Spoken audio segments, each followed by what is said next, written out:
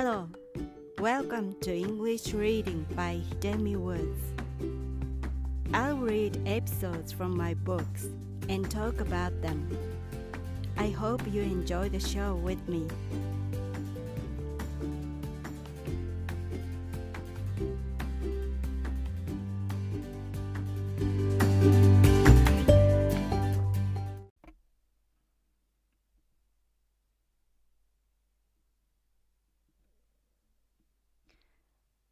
Hi, this is your host, Hidemi Woods. I'm reading an episode from my book, An Old Tree in Kyoto. Today's episode is titled, Old Woman. This is about my mother and about what kind of person she is.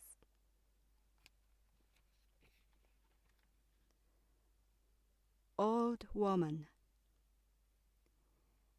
I received an unusually nice postcard from my mother, which said she was worried about me because aftershocks of the Japan's earthquake had still continued to come almost every day in this area. She had also called me right after the earthquake, and when the phone service was restored, she asked me if I was all right. Both gestures of hers were unlike her usual attitude toward me. When she called, she asked me what my apartment was like and where it was located too. I have lived here for 9 years and have told her about my apartment many times over the years. I don't know if she's not listening to what I'm saying or she simply doesn't care about me, but either way, she doesn't remember things around me at all. Considering that many people in Japan have felt helpless and faint-hearted since the earthquake, her true concern might be just for her future as an old woman, not for me. I found a wrap with a markdown of 75% that had left unsold for winter and bought it as a Mother's Day gift to send to my mother. When it arrives, I'm sure she will glance at it, tuck it away in her drawers, and forget about it quickly. I know this much because a few years before, she has told me not to come home again, and yet she had acted as if nothing had happened between us.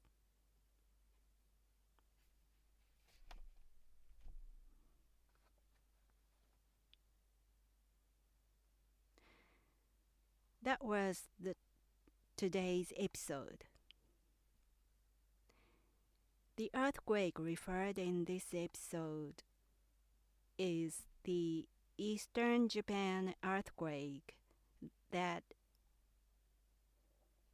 huge one. I wrote this episode right after that earthquake.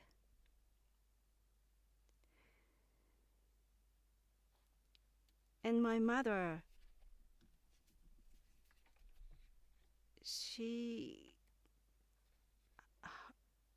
her calls for me after the earthquake were so unusual because she usually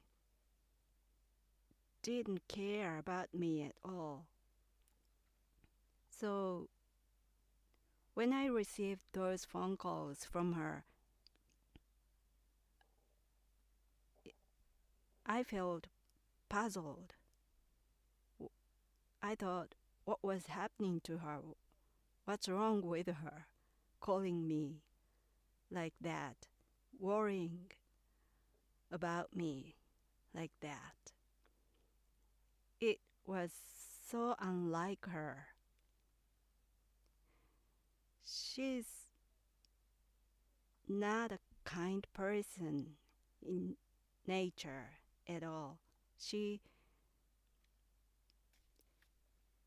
a person like a scorpion. Do you know the story parable about a frog and a scorpion?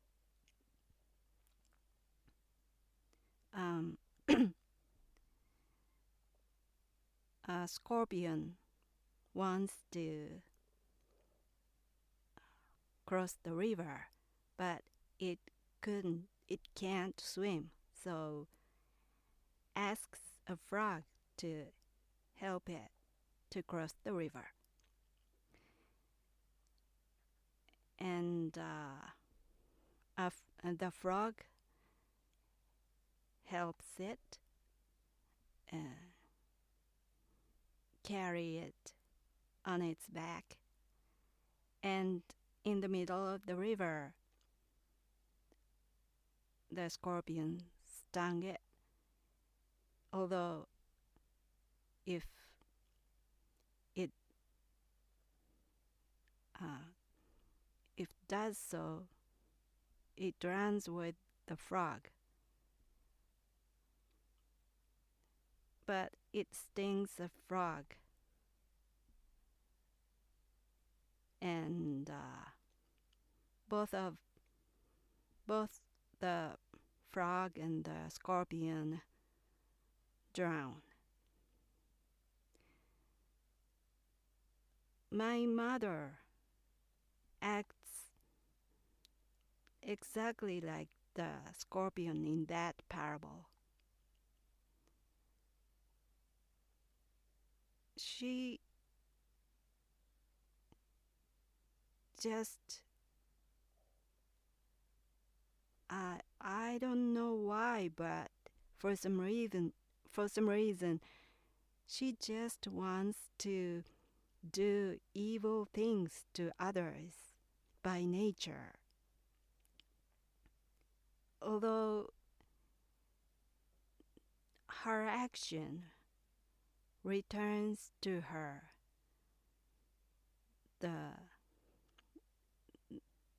would do her any good, or although she knows her action would do her harm as well, she just does evil things all the same.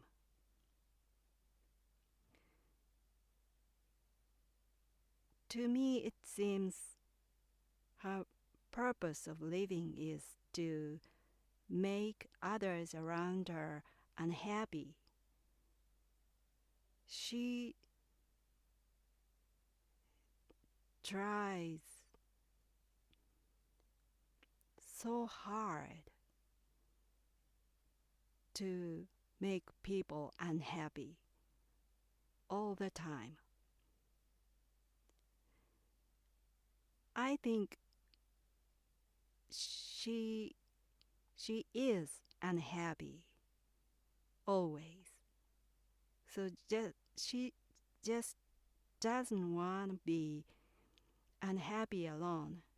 She wants to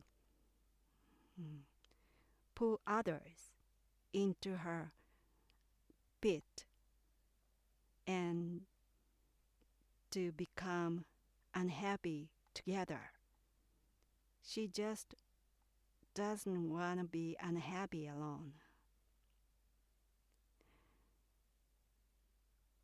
When I was in my teens and 20s, I didn't fully understand my mother's nature. So I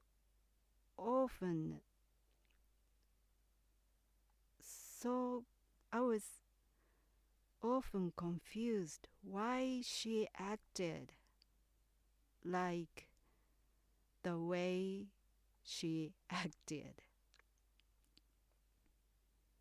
Why she I didn't understand why she tried so hard to make others unhappy. I didn't believe a person like her exists. So I just, as a as a young woman, I just kept trusting her.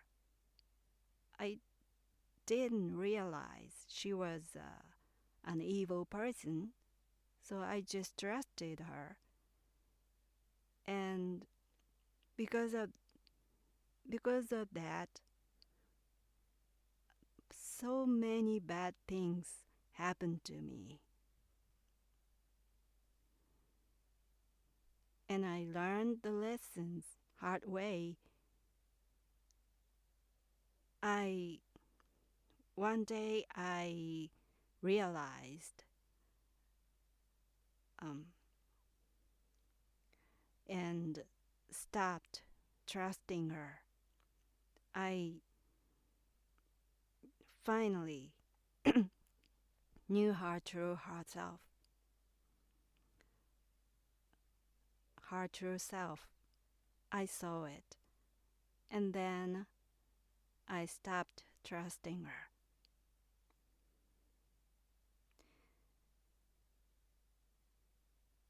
When I was a teenager, I often felt sad why she showed me no affection, because I hadn't noticed her true self.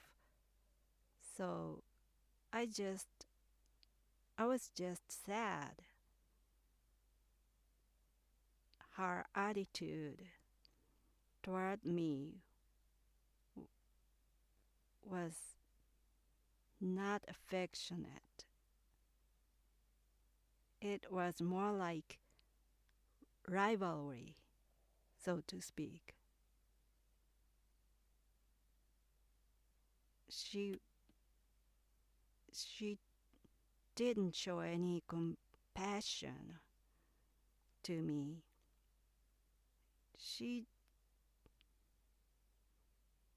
It seemed she didn't have any interest in me. And so she didn't remember anything about me. For instance,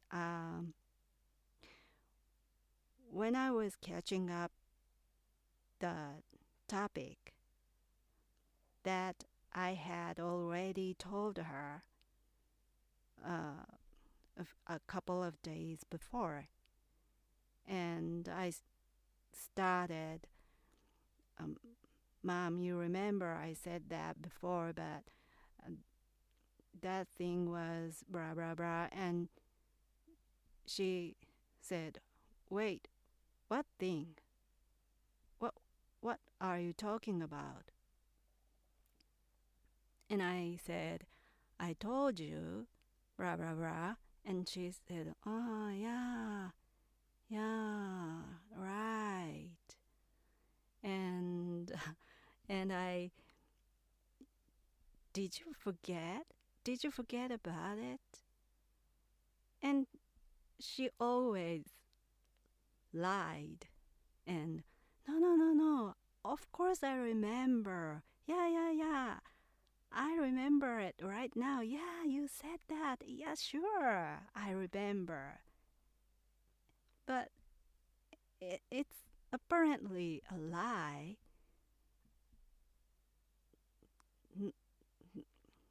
Any foolish person could see that her apparent lies. So it's funny.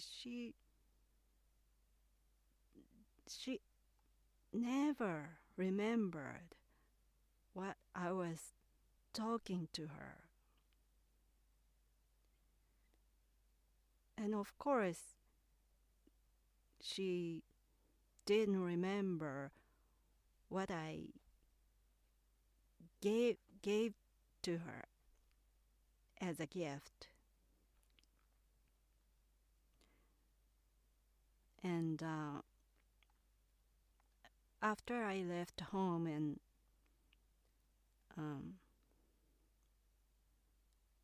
I paid a visit once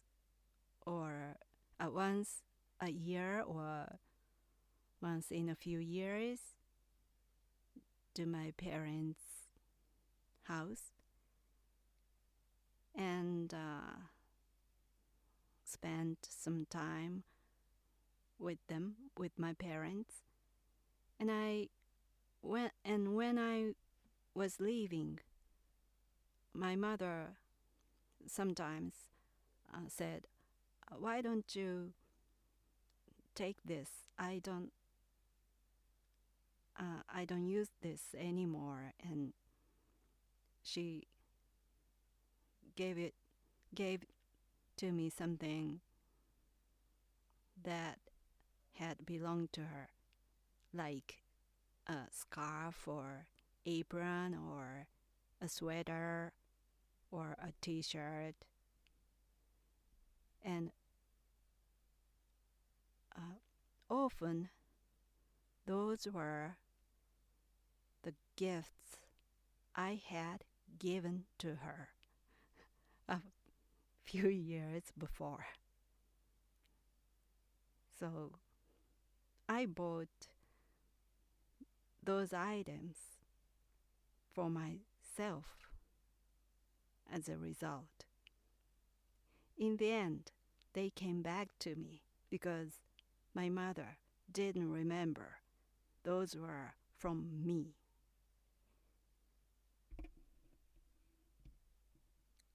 She even doesn't remember my childhood so much either, because she mistook my childhood from others' childhood, I think. Because once we were chattering about cooking, and she said to me, "You are good at cooking, aren't you? Because you are deft and you are good at elaborate things since you are a child. So it's, of course you are good at cooking." Once she said to me, but I never cooked and I'd never been deft. I've never been good at elaborate things, making things. But it seemed she believed I was really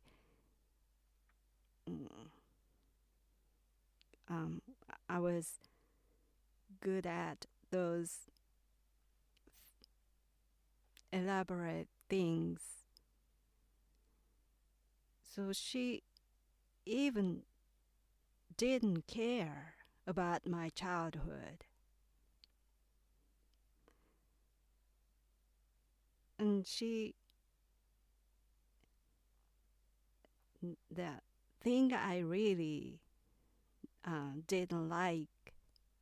don't like is that she never admits she doesn't care about me. She pretends to care about me, but it's her act. And she never ever admitted that she forgot about those things around me. And she still continues evil things. She doesn't change. Although she's now old, she still makes every effort to lie and make others unhappy every day. And no matter, oh, I can't count how many times I told her to stop doing those evil things, but she never listened, and she still keeps doing that. And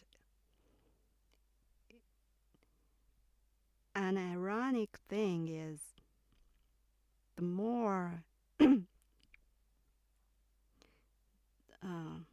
the more she tries to make others unhappy, she herself becomes unhappier. Her life is getting worse and worse. It's almost scary to watch it from outside. But I can't help her because she doesn't want to stop. She wants that. So it's an irony, but an evil scheme never works after all, I think. Well, that's all for today. Thanks for listening. I'm Hidemi Woods. I hope you join me again. Until next time, take care and be well.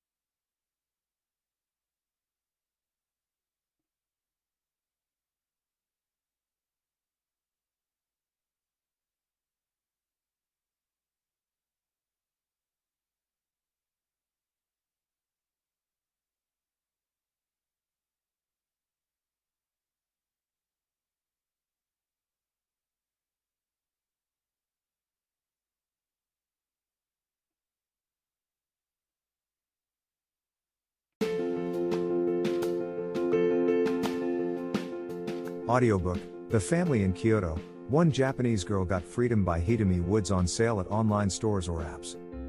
Apple Books, Google Play, Audible, 43 available distributors in total.